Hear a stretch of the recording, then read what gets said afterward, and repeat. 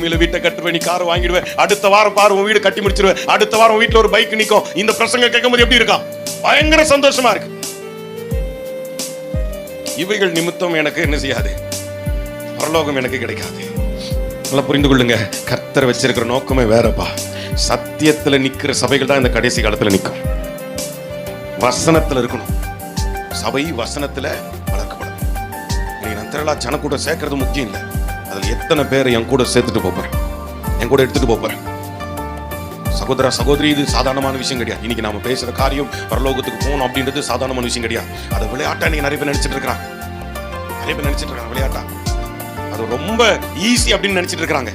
இல்லையா, இதுக்காக தான் இயேசு கிறிஸ்து இங்க வந்து பல பாடுகளை பட்டு சிலுவையில் அறையப்பட்டு மரித்திருக்கிறார். அவர் உயிரோடு எழுந்தது எதுக்கு தெரியுமா? உன்னை கொண்டு போய் அங்க சேர்க்கறதுக்காக தான்.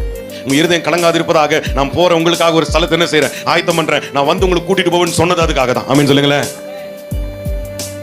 அவ்வளவு கனத்துக்குரிய நீ கண்டிப்பா போய் சேர வேண்டிய ஒவ்வொருவருக்கும் கொடுக்கறதுக்காக கர்த்தர் பிரியப்படுகிற ஒரு இடம் தான் பரலோகம்.